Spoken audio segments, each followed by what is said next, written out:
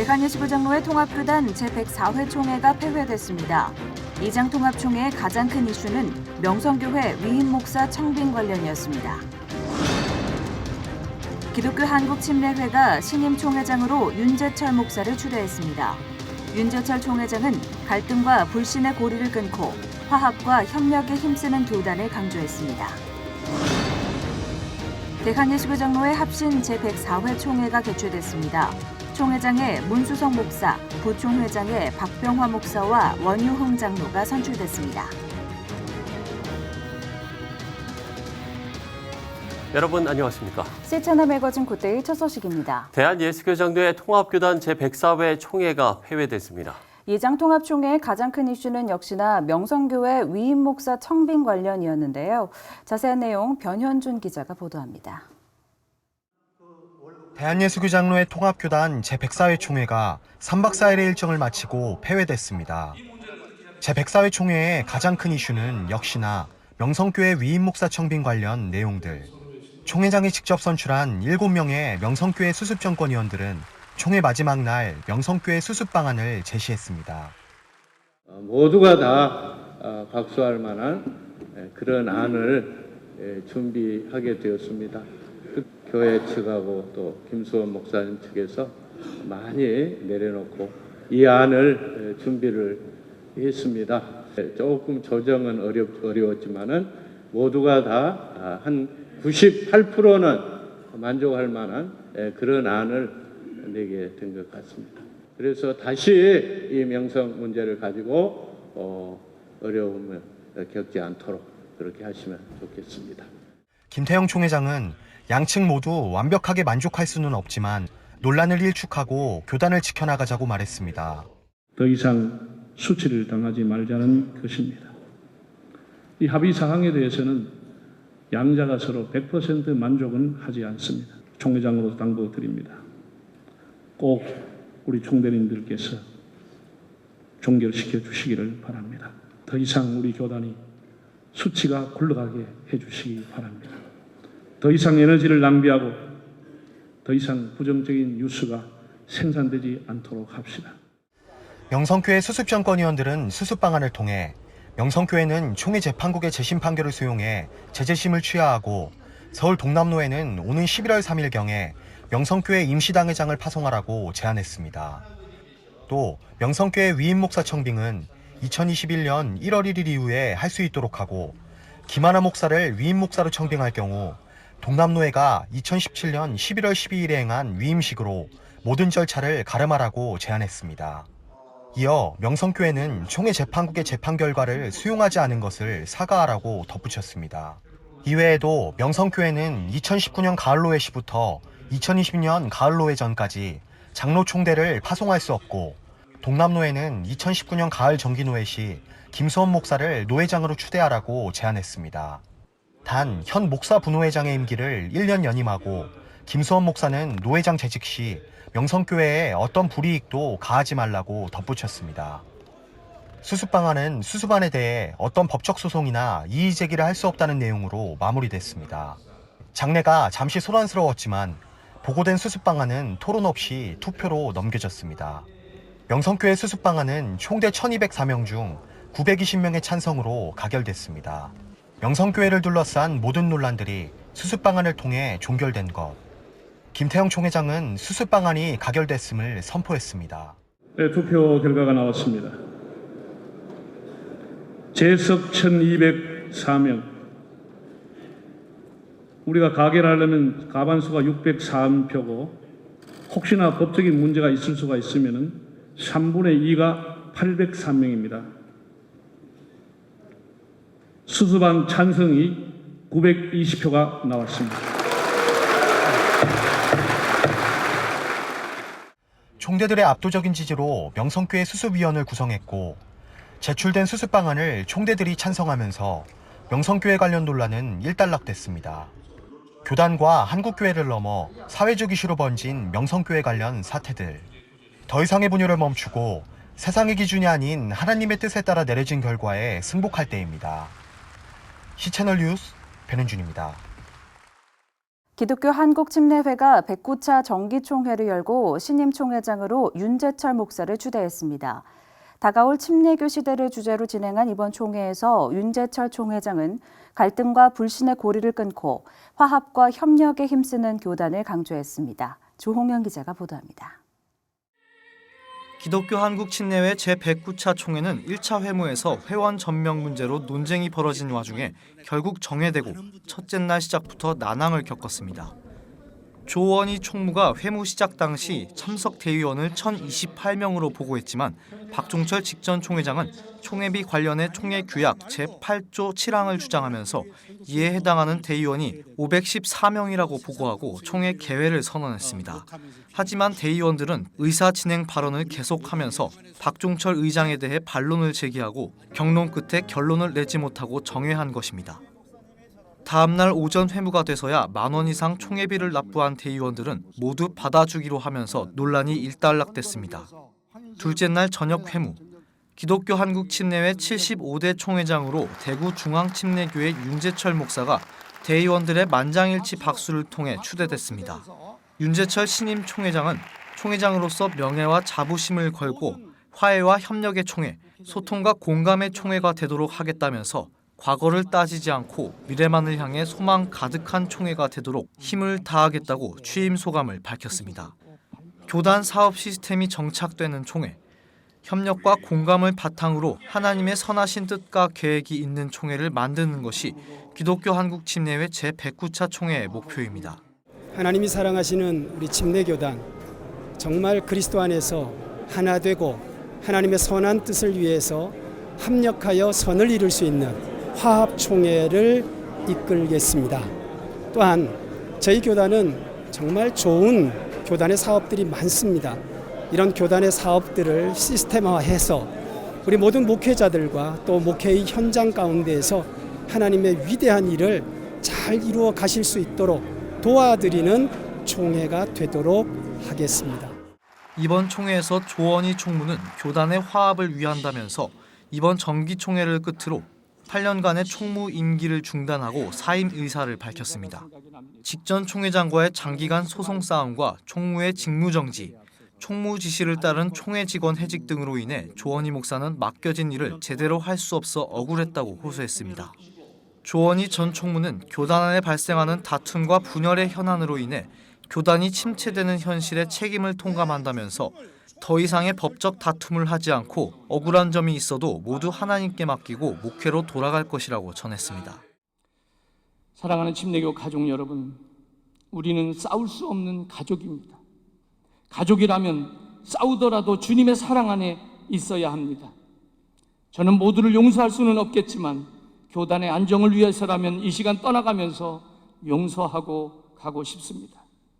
교단의 평안과 화합을 위해 총무로서 할 수 있는 마지막 업무라고 말씀드렸는데 이제 저는 교단을 위해서 모든 것을 내려놓고 목회로 돌아가겠습니다. 대의원들은 총회와 조 목사가 법적인 어려움을 더 이상 당하지 않도록 대의원 전체 명의의 무죄 취지의 탄원서를 대법원에 작성하기로 결의했습니다. 제109차 총회는 1, 2부총회장과 총무 없이 시작됐고 전도부장 김종인 목사와 교육부장 조현철 목사, 재무부장 안경수 목사 등 신임원들이 임명됐습니다. 108차 회기 중 제대로 감사를 거치지 못했던 행정 재무 업무에 대해서는 109차 총회의 관리 아래서 미흡했던 부분을 중심으로 정리하기로 결정했습니다. 기독교 한국침례회 제109차 총회가 윤재철 신임 총회장을 중심으로 첫 발을 내딛었습니다. 침례교단은 불신과 갈등 대신 함께 미래를 열어가는 화합과 협력의 길로 나아가기로 했습니다. C채널 뉴스 조홍현입니다. 대한예수교장로회 합신교단도 제104회 총회를 통해 총회장의 문수성 목사, 부총회장의 박병화 목사와 원유흥 장로를 선출했습니다. 김유정 기자가 전합니다. 대한예수교장로회 합신 제104회 정기총회가 지난 24일 전국 21개 노회 총대와 회원이 참석한 가운데 개회했습니다. 개회에 비해서 홍동필 직전 총회장은 바울과 실라는 억울하게 옥에 갇혀서도 감사의 기도와 찬양을 쉬지 않았고 결국 수많은 생명들을 살려냈다며 예수 생명으로 종말을 향해 달려가고 있는 이 시대를 살아내자고 말했습니다. 목사총대 151명, 장로총대 77명 등 총 228명이 참석한 임원 선거에서는 문수석 경남노회 베델교회 목사가 191표를 얻어 제104회 신임 총회장으로 선출됐습니다. 문수석 총회장은 기본에 충실하는 것은 예수님의 마음을 품는 것이라며 낮아지고 섬기며 말씀에 복종하고 순종해 하나님께 영광을 돌리는 교단이 되자고 말했습니다. 지금 이제 우리 교단이 이제 신앙 기본에 충실한 교단이 되었으면 좋겠다 그런 생각을 하고 있고, 그것이 이제 예수님의 마음을 가져야 신앙의 기본에 충실한 이제 교단이 될 수 있다고 생각해서 올 한 해 동안 어떻게 해서 예수님의 마음을 좀 가지는 교단이 되었으면 좋겠다 그런 생각을 하고 있고. 4차에 걸쳐 진행된 목사 부총회장 선거에서는 치열한 접전 끝에 박병화 경기선후회 상동 21세기 교회 목사가 선출됐습니다.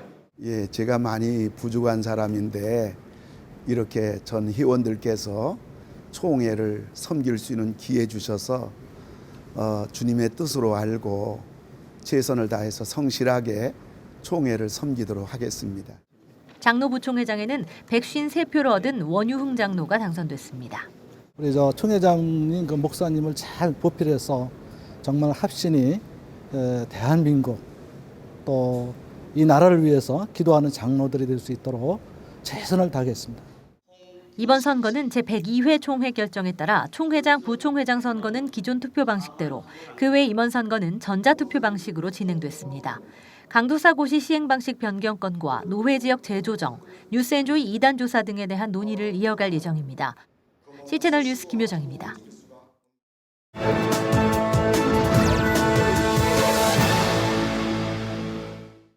최근 사우디아라비아의 정유시설에 대한 드론 공격이 있었는데 그 책임 소재를 놓고 의견이 분분합니다. 네, 산유량에도 차질이 생겨서 사우디가 원유를 수입할 거란 소문도 있었는데요. 관련 내용 중동 전문가 공다니엘 박사 연결해서 알아보도록 하겠습니다.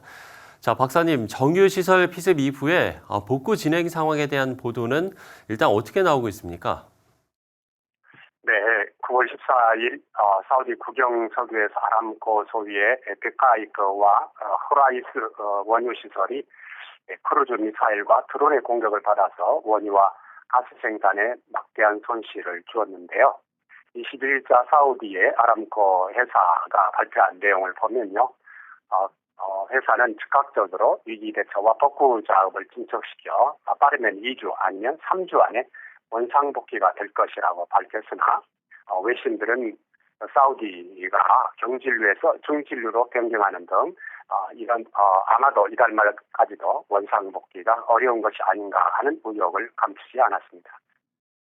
네, 드론 공격이 있은 후에 예멘 반군이 자신들의 소행이라고 밝혔지만 책임 소재를 놓고 여전히 공방이 이어지고 있는 것 같은데 어떻습니까? 네, 그렇습니다. 예멘에 있는 후스 반군, 우리 언론에서는 후티라고 합니다만은 아랍어로는 후스라고 하는데, 사실 후스 반군은 이란의 지원을 받고 있죠. 그러나 이제 중동에서는 후스 반군보다는 이란의 소행이 아니겠나 하는 이야기가 계속되고 있고요. 지난 19일 사우디 제다와 아랍에미레이트 아부다비를 방문했던 미 국무장관 폼페이어가 언론에 보도한 내용을 보면 이번 공격의 책임은 이란에 있다 이렇게 얘기를 전하면서 오늘 아침 뉴스를 보니까요. 실제적으로 지금 사우디나 미국 입장에서는 이란의 소행일 것 같은데 실제로 그 증거를 밝히는 것이 중요하기 때문에 현재로서는 그 물증을 대야 앞으로 이란에 대한 어떤 입장을 취할지 그 결론이 나오겠다 이렇게 오늘 아침에 발표하고 있습니다. 네, 사우디는 현재 미국과 이스라엘은 물론이고 우리나라와도 교류를 넓히면서 입지를 다져가고 있는데요. 앞으로 중동 분위기 어떻게 예상을 하십니까? 네, 그렇지 않아도 지금 미국의 국무장관 폼페이어가 우리가 사실은 이란과 전쟁을 하겠다고 하는 것은 아니고 그렇지만 어떠한 조치도 취할 준비는 되어 있고 이란 입장에서는 사실 이게 중동에서 이게 전쟁이 일어나면 전면전이 일어나는 것으로 예상을 하면서 이란 입장에서 사실은 국가를 방어하기 위해서 자신들이 전쟁에 참여하겠다 이렇게 얘기를 하고 있습니다. 사우디 외무장관은 이번 공격은 사우디 아람코를 공격한 것이 아니라 국제시장의 에너지 공급을 중단시키는 데 목적을 뒀기 때문에 국제사회에 대한 적대적인 행위라고 말했습니다. 사실 어제 뉴스에서 여러분이 들으셨겠습니다마는 두바이 공항에서 비행기 2대가 드론으로 보이는 물체를 피하여 경로를 이탈한 사례가 있기 때문에 사실 중동 여행객들은 각별한 이유가 필요하겠고요. 무엇보다도 이란의 시아파의 정주국이고 사우디가 순니파의 정주국인데 이란이 그동안에 바레인과 레바논과 또 사실 예멘 등 여러 지역의 시아파들을 통해서 자신들의 목적 달성을 위해서 이런 테러를 하는 것이 아닌가 이렇게 순니파들이 보기 때문에 앞으로도 순니파와 시아파 간의 갈등은 계속될 것으로 보이고요. 그런 점에서 우리가 국내에 와 있는 무슬림들이 순니파와 시아파 간에 이런 충돌이 또는 갈등이 없도록 우리가 주의 있게 살펴야 될 것으로 보입니다. 미국의 중동 파병 이야기도 이미 나온 상태인데요. 이런 상황이 정치적으로 이용되지 않도록 중동의 평화를 위해서 함께 기도해야겠습니다. 네, 중동 전문가 공다니엘 박사와 이야기 나눠봤습니다. 앞서 전해드린 것처럼 이란에 압력을 가하기 위해서 중동 지역의 순위파 국가들은 미국과 협력 전선을 이루고 있습니다. 이건 종교 부문에서도 나타나고 있는데요. 이란의 무차별적인 기독교 박해 상황에 항의하기 위해서 미국을 비롯한 서방 국가들이 워싱턴에 모여서 회담을 열었습니다. 미국에서 전해온 소식입니다. As America struggles to convince traditional allies in Europe to put more pressure on Iran, the White House is turning to the Middle East to create a strong anti-Iranian axis that President Trump hopes will stop Tehran's growing influence in the region. Heading the alliance is Saudi Arabia, which in an unprecedented show of unity brought top officials of the Arab League and Organization of Islamic Cooperation countries to Jeddah recently to rally support against rival Iran. Some Arab and U.S. officials blame Iran for the sabotage of 4 oil tankers off the coast of the United Arab Emirates in May. Saudi foreign minister telling Muslims gathered that it's time to confront Iran. We assure you that we will make more efforts to counter the terrorist acts of the extremists and terrorist groups which recently, at the beginning of this holy month, targeted trade vessels in the territorial waters of the UAE. As they met over the skies of the Persian Gulf, the U.S. military continued to hold drills with regional partners amid escalating tensions between Washington and Tehran. The U.S. dispatched an aircraft carrier, B-52s, and additional troops to the region to deter threats from Iran. In Tehran, a defiant supreme leader ruled out any negotiations with the United States and had this warning. Let me put it this way, as it's more clear. We will not negotiate on matters that are related to the revolution's honor. We won't negotiate on our military capabilities with anyone. Meanwhile, in Washington, Christians in Iran are routinely arrested because of their faith. There are police raids on house churches and religious gatherings. Senator Ted Cruz, along with human rights experts and religious freedom advocates, met recently to hear about Iran's escalating war against Christians and other religious minorities. Victims of Christian persecution in Iran also addressed the gathering, sharing first-hand accounts of life in the Islamic Republic.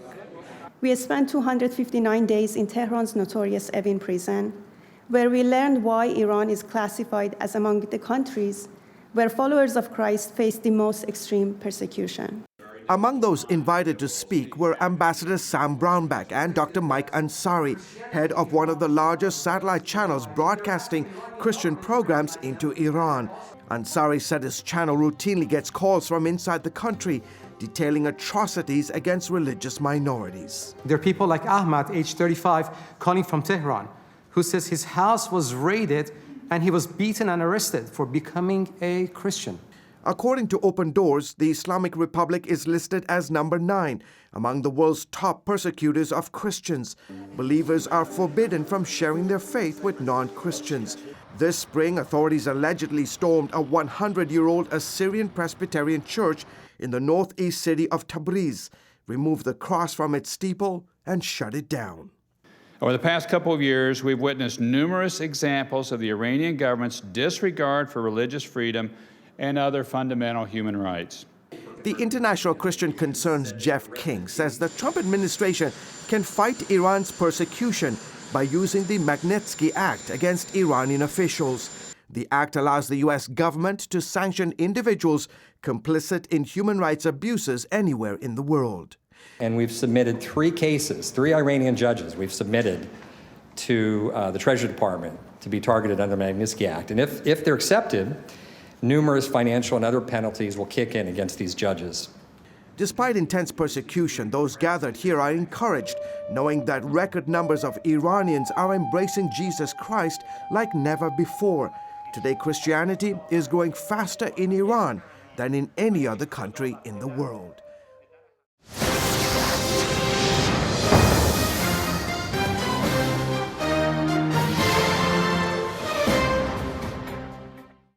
대한예수교장로회 대신총회가 제54회 총회장에 장항성일교회 황영식 목사를 추대했습니다. 네, 황영식 신입총회장 스튜디오에 모셨습니다. 총회장님 안녕하십니까? 안녕하십니까? 네, 바쁘신데 나와주셔서 감사드립니다.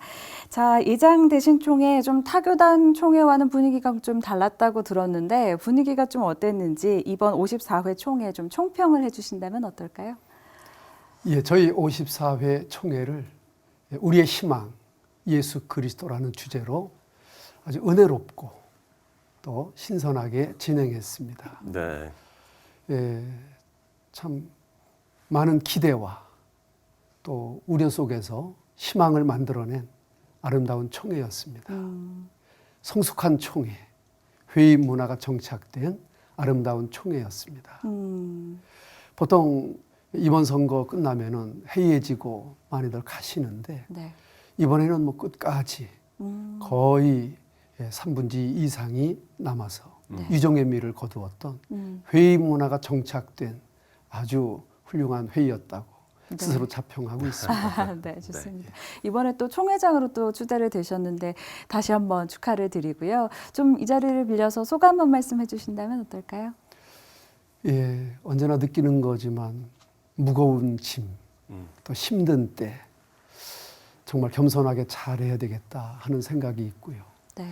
또 한국교회가 좀 일신해서 세상에 빛이 되고 예수 그리스도가 우리의 희망이 되는 예, 그런 전기가 되었으면 하는 바람입니다. 네. 예, 무거운 짐 또 힘들 때라고 말씀을 해주셨는데요. 4년 전 대신총회 분열의 아픔이 있었는데 올해는 그렇기 때문에 더욱더 좀 여러 가지 생각도 들으셨을 것 같습니다.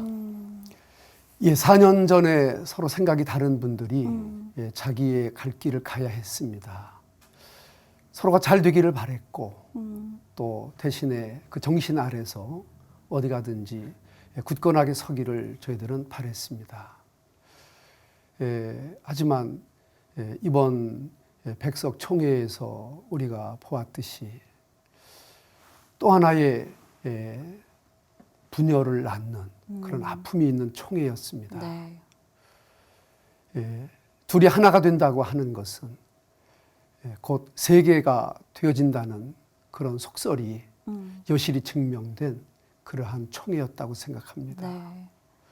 한국교회 죄송하고 또 부끄럽고 또 빨리 속히 치유되어야 될 예, 그런 부분이 아닌가 싶습니다. 예, 저희들은 언제든지 하나가 될 그럴 마음의 준비가 있습니다. 네. 예. 어디서든 누구든지 만날 수 있고 하나됨을 위하여 포기하지 않고 노력할 것입니다. 네. 그렇기 때문에 우리 총회장님의 또 어깨가 무거우실 것 같다라는 생각도 드는데 계속해서 좀 총회 이야기를 해보면 올해도 역시 좀 다양한 의제들을 놓고 논의를 하셨을 텐데 가장 좀 중요한 의제들을 꼽으라면 어떤 것들이 있었을까요? 예, 몇 가지가 있는데 예, 첫째는 정책회의의 정례화입니다. 예. 짧은 기간 동안에 총회 안에서 모든 안건을 논의한다는 것은 사실 어렵습니다. 네. 그래서 정책 회의를 통해서 총회 전에 미리 이제 정책들에 대한 대안을 세우고 논의를 충분히 한 다음에 총회에서는 결정하고 허락하고 추인하는 이런 과정을 거침으로 총회가 축제답게 그리고 신선한 그리고 총회가 아름다운 그런 모습을 저희들이 좀 만들어 나가고 싶습니다. 뿐만 아니라 저희들은 총회 회관을 다시 한번 재정립하고 또 통합하는 이런 설계를 하고 있습니다. 네. 지금은 총회 산하 부서들이 여기저기에 산재되어 있는 입장입니다. 저희들이 이런 것을 지금 형편상 그렇게 할 수밖에 없지만 저희 총회 회관을 매각 허락을 받았습니다. 그래서 수도권에 좋은 대안을 마련해서 총회 모든 기구들이 하나로 모여지고 시너지 효과를 나타내는 그런 계기를 이번 총회에서 마련해 왔지 않는가 이렇게 생각해 봅니다. 마지막으로는 웨스터민스터 신앙 고백을 근간으로 하는 네. 이제 우리 교육과 공과 지필 그리고 후대의 교육을 이번에 체계화시켜 나가려고 생각하고 있습니다. 번역이 잘 이루어지고 있고요. 또 이제 공과를 집필하기 위한 수순을 밟아 나가고 있습니다. 네. 개혁 장로교회 위에서 아름다운 모델을 좀 한번 만들어 보고 싶습니다. 네. 그런가 하면 이번에 전광훈 목사나 안양대학교에 대한 문제도 거론됐던 것으로 알고 있는데요. 이에 대해서는 좀 어떤 논의가 있었나요? 저희들이 참 가슴 아픈 이야기지만 심도 있게 같이 의논을 했습니다. 전광훈 목사님도 다 저희 동문이고 또 한국 교계에서 큰 역할을 하시는 분인데 이제 이분이 한국 교계의 동의나 또 공감대 형성 없이 이단 혹은 이단 옹호자라 불리우는 분들을 참 무분별하게 해제하고 용인하고 포용한다고 하는 그런 문제를 안고 있습니다. 이미 8개 교단에서 이단 대책위원 전문가들이 이단으로 지명한 또 지목한 분들을 무분별하게 해제시킴으로 말미암아 이 부분에 대해서는 우리 교단도 어떤 일정 부분 조사나 정리를 해야 되겠다 하는 생각을 갖고 있습니다. 안양대학교 관련된 부분에서는 어떤 좀 논의가 있었을까요? 안양대학교 1948년도에 설립하고 그 학교를 근간으로 1961년도에 대신교단이 세워집니다. 지금까지 우리 동문들은 거의가 대한신학교 그리고 지금의 안양대학교 동문들입니다. 지금까지 서로 유관기관으로 또 서로 인준관계로 또 공생의 관계로 서로 생사고락을 같이 했습니다. 어렵고 힘든 부분도 많이 있었습니다. 서로 오해가 되고 하는 부분도 있었습니다만 그러나 비온 뒤에 땅이 굳어지듯이 이런 과정을 통해서 대신교단과 안양대학교가 서로 협력하고 이해하고 공생하는 그런 계기가 되어지리라 믿어 의심치 않습니다. 네, 좋습니다. 이런 상황 속에서 또 총회장이 되셨는데 여러 좀 각오들을 하셨을 것 같습니다. 좀 강조할 만한 부분이 있다면 어떤 부분을 좀 강조하고 싶으신가요? 뭐 몇 가지 제 나름대로 또 우리 교단의 당면한 문제가 무엇일까 생각을 해봤는데 먼저는 영적 가치관의 확립이라고 생각이 되어집니다. 뿐만 아니라 우리 대신교단의 역사가 있습니다.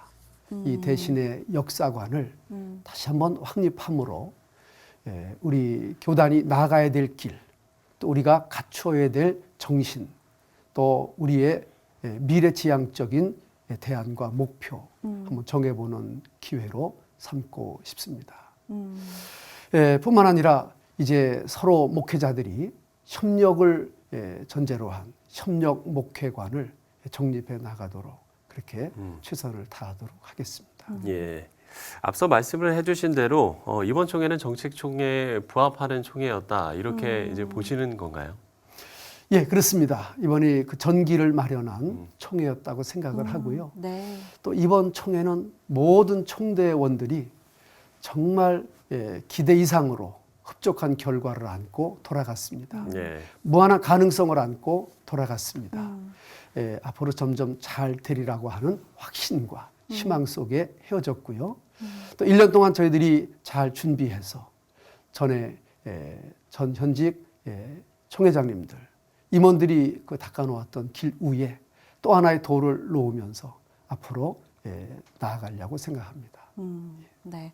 또 우리 총회장님께서는 35년간 거의 40년 가까이 이제 목회 현장에서 또 체득하신 노하우를 갖고 계실 텐데 이 교단을 바라보실 때 좀 어떤 비전을 갖고 계세요?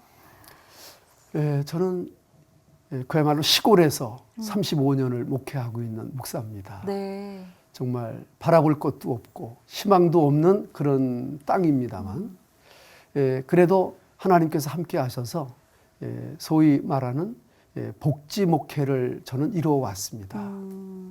교회가 사회 속에서 할 수 있는 일이 어떤 일일까? 그것은 바로 복지라고 생각했습니다. 복지가 무엇일까 생각해 봤더니 바로 예수님이 하셨던 일, 예수님이 걸어가셨던 길, 그 길을 걸어가는 것이 저는 복지라고 생각했습니다. 성경이 복지이고 또 예수님이 행하신 일이 복지였습니다. 그래서 어려운 사람들, 힘든 이웃들, 가난한 자들, 그리고 병든 분들, 그분들을 내 이웃으로 또 내 가족으로 생각하고 살아가는 것, 그것이 저는 복지 목회라고 생각을 하고 열심히 달려왔습니다. 제가 나름대로 걸어갔고 이루었던 이런 일들을 우리 교단이 또 우리 교계가 함께 나눌 수 있다고 하면 참으로 귀한 일이라고 생각을 합니다.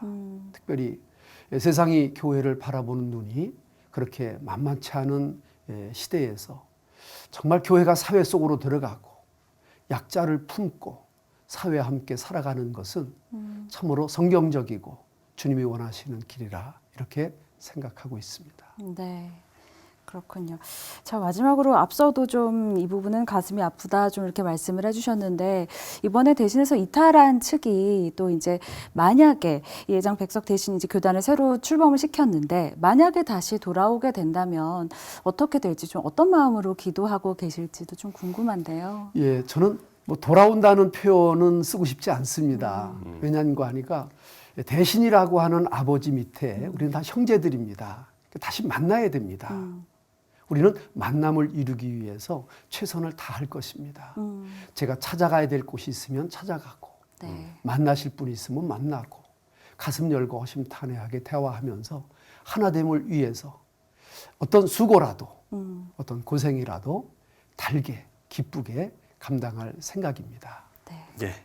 알겠습니다. 좋습니다. 뭐 앞서서도 말씀을 해주셨습니다만 정말 좀 무거운 마음으로 좀 무거운 짐을 안고 이 총회장의 역할을 수행을 시작하셨다라고 말씀을 하셨는데 정말 새로운 비전을 힘차게 출발하는 예장 대신 총회가 되기를 저희도 함께 기도하도록 하겠습니다. 네, 대한예수교장로회 대신 총회 황경식 신임 총회장과 이야기 나눠봤습니다. 오늘 말씀 고맙습니다. 고맙습니다. 감사합니다.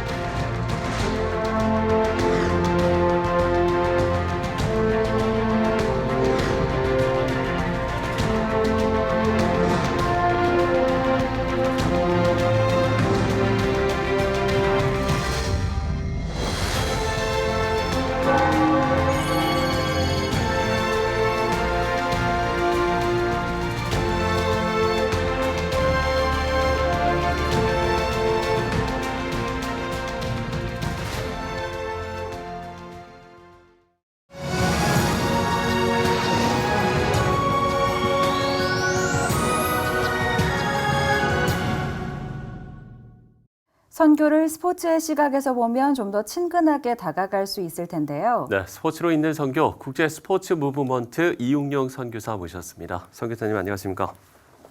네, 안녕하십니까. 안녕하세요. 반갑습니다. 네. 네. 자, 선교사님이 몸담아 섬기시는 단체가 굉장히 많으신 걸로 알고 있는데 오늘은 그중에서 국제 스포츠 무브먼트 이야기를 해보도록 하겠습니다. 어떤 단체인지 어떤 사역을 하시는지 좀 소개를 먼저 해주실까요? 국제 스포츠 무브먼트는 스포츠를 통해서 복음을 전하고 또 제3개국에 있는 친구들에게 라이프 코칭, 삶의 밸류들을 전할 수 있는 일들을 하는 코치들, 평신도들이 주가 된 200여 개 국가의 연합 모임입니다. 네. 200여 국가, 네. 그렇군요. 그동안 스포츠를 통해서 선교가 이루어진 사례들을 좀 많이 소개를 하셨을 텐데 어떤 내용들이 있는지 선교 사례도 좀 소개를 해주시면 좋을 것 같아요. 스포츠를 통해서 국내에서 했던 사역 같은 경우는 스포츠 캠프들을 좀 진행을 많이 해왔고요. 국외적으로는 스포츠 무브먼트 안에서 벌어지고 있는 트레이닝들이 있습니다. 훈련시키는 트레이닝들에 한국인들을 선발을 해서 보내고 그분들이 돌아오셔서 각 분야와 현장들 속에서 일할 수 있도록 같이 같이 일하는 일들을 하고 있습니다. 네. 그렇군요. 네. 이게 참 스포츠를 통해서 선교를 한다라는 게 조금 낯설기도 하고 그러면서도 또 생각해보면 굉장히 필요한 사역이라는 생각이 드는데 이런 사역이 지금까지 개인을 통해서도 이루어졌지만 또 단체를 통해서도 많이 이루어졌을 것 같아요.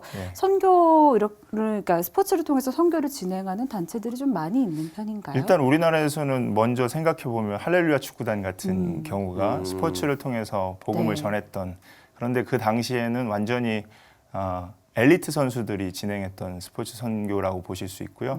최근에는 CCC 안에 AIA라는 산하 기관이 있는데 그게 이제 바로 스포츠인들을 대상으로 하는 그런 스포츠 선교를 하고 있는 거고요. 오히려 CCC의 기존에 있었던 틀보다 AIA가 전 세계적으로는 더 활발하게 일이 이루어지고 있고요. 또 FCA라는 단체가 또 들어와서 활동을 하고 있는데요. 미국 단체, FCA입니다. 그 단체가 들어와서 활동을 하고 있고 이것은 이제 코치들을 집중적으로 케어하고 코치들과 함께 크리스천 코치들이 좋은 영향을 흘려보낼 수 있는 일들에 있습니다. 선수들에게 좋은 영향을 아마추어 선수들, 자라나는 선수들에게 코치들이 이렇게 같이 연대해서 하는 일들이죠. 그렇군요. 선교사님이 이 분야에 좀 사역을 하게 된 계기도 좀 궁금합니다. 저는 원래 성소유년 선교에서 매일 성경을 만드는 성소유년 선교에서 캠프를 만드는 일들을 하게 됐습니다. 그래서 캠프를 만들다 보니까 외국에 있는 사례들을 보게 됐고요. 또 국제단체다 보니까 번역거리가 많이 있었어요. 그래서 번역을 하면서 이렇게 만나게 되다가 그 국제단체를 통해서 하는 캠프들의 스포츠 선교사들하고 사역자들하고 제가 만나게 된 거죠. 만나게 돼서 그분들이 비스포츠인들 중에서도 스포츠 선교를 활용할 수 있는 사람이 있었으면 좋겠다라는 이야기를 제가 들었고요. 그것 때문에 제가 이제 그 일에 조금 더 조인하게 돼서 지금 한 7년 정도 시간이 지난 것 같습니다. 원래 운동을 하셨던 분은 그러면 아니셨던 운동을 좋아하고 하긴 하지만 저는 이제 전문 스포츠인은 아니고요. 그렇기 때문에 오히려 선수들하고 좀 잘 지낼 수 있는 그런 게 있을 것 같습니다. 네, 그러시군요. 이게 또 좀 우리나라 이제 내의 선교 상황을 이야기를 해보면 스포츠 선교의 좀 유형이라고 할까요? 좀 어떤 사역들이 좀 이루어지고 있을까요? 우리나라에서는 1차적으로 선수들 대상으로 하는 사역들이 미약하지만 이렇게 점점점 확장되어져 가고 있는 것 같습니다. 엘리트 선수들을 대상으로 하는 그런 사역이 있고요. 그리고 좀 많이 시야들이 열려서 스포츠 캠프를 통해서 뭐 저희들 같은 경우에는 바이블 배드민턴에서 BNB 캠프라고 해서 성경을 가르칠 수 있는 것들을 스포츠를 통해서 이렇게 연결하는 그런 일들도 있고요. 또 패밀리 캠프 같은 경우에도 스포츠가 들어가서 그런 일들에 같이 조인할 수 있도록 하는 일들을 캠프 위주로 좀 진행을 하고 있습니다. 그래서 2013년도부터 제가 캠프를 한 200여 차례를 같이 혼자 한 건 아니고요. 팀워크를 이루어서 이렇게 200여 차례로 전국에서 찾아가고 또 오게 하고 하는 일들을 통해서 하게 됐습니다. 그 캠프라는 게 이제 패밀리 캠프면 이제 가족이 다 같이 참여하는 뭐 이런 캠프? 이런 캠프도 있습니다. 아빠하고 아이들만 가는 캠프. 그래서 목사님 아빠하고 목사님 자녀들하고만 가서 아빠들이 충분히 놀아주고 저녁에 성경 동화책 읽어주는 그런 차원에서 그런 일들이 있습니다. 우리가 이제 스포츠를 드라마에 많이 비유를 하지 않습니까? 네. 정말 뭐 스포츠 역전 드라마다 뭐 이런 표현을 쓸 만큼 어떤 그 스포츠 안에서의 정말 인생의 희노애락이 다 들어있다라는 생각이 드는데 그 스포츠와 복음을 또 접목한다면 그만큼 더 시너지가 있을 것 같거든요. 실제로 좀 어떻게 좀 접목을 하고 있을까요?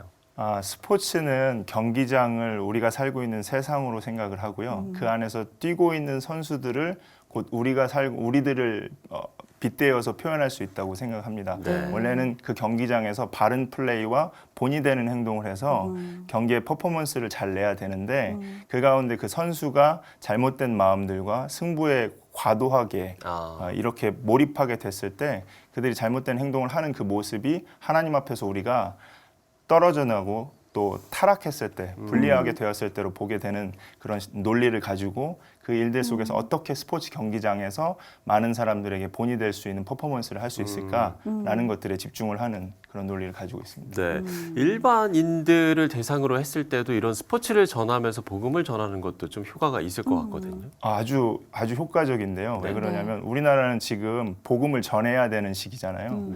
그러니까 아이들이 또 청소년들이 교회를 가까이 하지 않고 교회에 있는 활동들이나 이 모든 것들이 아이들의 흥미를 느끼지 못하게 하는데요. 스포츠는 일차적으로 친구들이 관심을 갖고 어떤 다른 게임을 하지 않아도 굉장히 친밀해질 수 있는 효과를 낼 수 있습니다. 그렇죠. 예, 그래서 그런 캠프를 통해서 아이들을 만나고 만난 곳 안에서 스포츠를 통해서 아이들을 행복하게 하고 그 이후에 또 다른 플랫폼에서 친구들과 함께 이렇게 활동할 수 있는 일로 연결점으로 쓸 수 있습니다. 네. 그게 아주 효과적이라고 생각합니다. 이게 참 말씀하신 것처럼 스포츠는 굉장히 우리에게 익숙한 문화이다 보니까 아무래도 스포츠를 통해서 복음을 전달을 하게 되면 훨씬 더 그 효과가 크겠다라는 생각이 드는데 국내도 그렇고 해외도 그렇고 각 나라마다 또 뭐 어떤 스포츠를 좋아한다 또 이런 특징도 있고요. 그렇다 보니 좀 복음을 전하기 훨씬 수월할 것 같아요. 어떤 사례들이 좀 있을까요? 예를 들어서 인도 같은 경우에는 크리켓이 아주 유명하잖아요.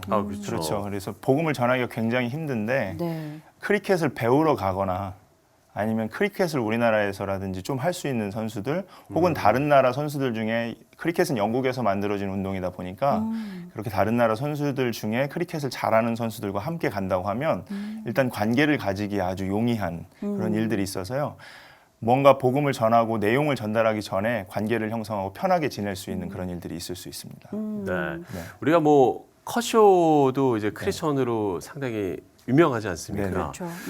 이런 선수들이 좀 어떤 감동적인 이야기들, 감동적인 에피소드를 통해서 또 복음을 전하는 또 그런 좀 효과도 있다라는 생각이 들거든요. 네, 그렇죠. 컷쇼를 우리가 생각할 때 그리스도인들에게는 좀 본이 되고 우리가 용기를 얻는 사람일 것 같고요. 실제로 많이 소개가 됐었죠. 네, 그렇죠. 그리고 컷쇼 같은 경우에는 미국에 있는 FCA라는 단체하고 굉장히 가까운 그렇게 같이 협력하는 그런 선수로 알고 있고요. 그 선수를 통해서 일반인들까지도 많은 부분에 본이 되는 그런 행동들을 보고 활동들을 같이 나눌 수 있는 그런 사람으로 생각을 하고 또 있습니다. 네. 뭐 우리나라에도 혹시 그런 감동적인 어떤 스토리라든지 그런 좀 갖고 있는 선수들이 좀 있을까요? 우리나라에서도 감동적인 선수들이 있는데요. 선수들이 꼭 그 일반인들께서 생각하실 때 세계적으로 유명하거나 혹은 꼭 인류 선수여만 이렇게 유명하게 생각하고 그들로부터 영감을 얻을 수 있는 게 아니고요. 메이저리그에 진출은 했으나 그곳에서 부상을 당해서 돌아온 선수들 같은 경우도 그들 속에 있는 신앙의 분투들 그리고 그들의 이제 담겨 있는 아주 진중한 메시지들이 있거든요.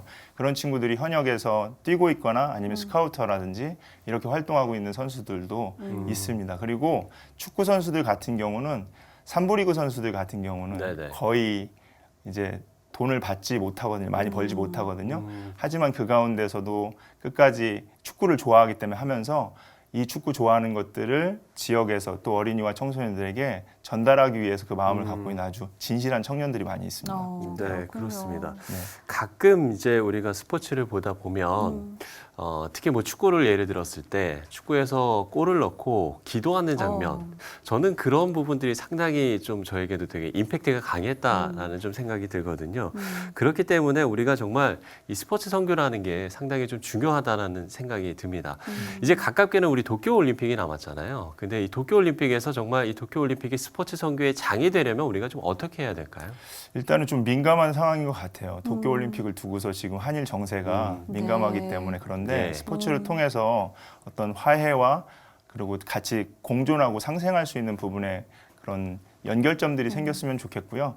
또 기도라든지 이런 세레모니뿐만 아니라 제가 알고 있는 리버풀의 예전에 레전드인 선수는 리버풀에 있는 그런 노동자들을 위해서 세레모니를 크리스천으로서 이렇게 했던 선수도 있거든요. 그런 친구들도 사회에 반향을 일으킬 수 있는 일들을 할 수 있기 때문에 스포츠인들이 그 도쿄올림픽에서 우리나라와 세계의 그런 일들을 같이 연합할 수 있고 상생할 수 있는 부분에 관심을 갖고 기도한다면 훨씬 더 좋은 방향으로 나아가지 않을까 생각합니다. 네.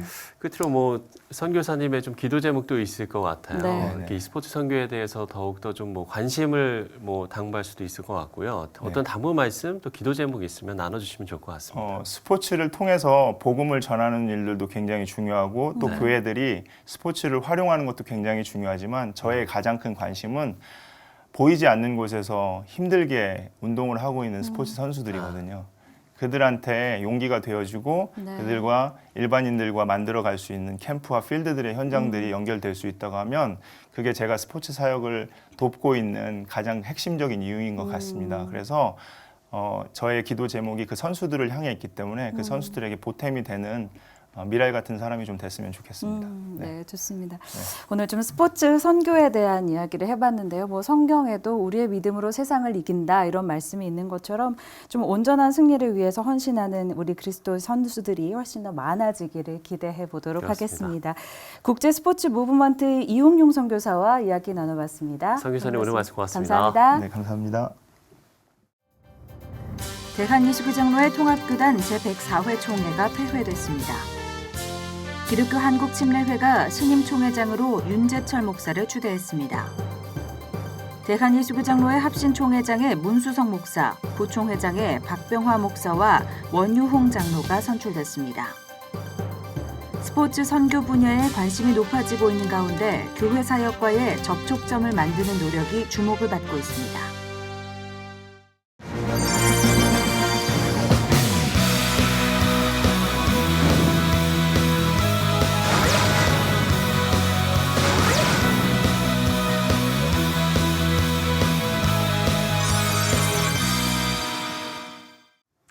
네, 이번 주는 각 교단의 신임 임원단이 선출되는 시기였습니다. 먼저 그 자리에 있었던 분들은 새 임원들을 위해서 진심으로 격려하며 기도하는 모습을 보게 되는데요. 네, 저희도 다음 주부터는 새로운 앵커들에게 이 시간을 부탁하며 자리를 비우게 되는데요. 계속해서 많은 기도와 관심 부탁드리겠습니다. 네, 시채널 매거진 굿데이를 통해서 더욱 좋은 소식들이 전해지길 기도하겠습니다. 시청해주신 여러분 고맙습니다.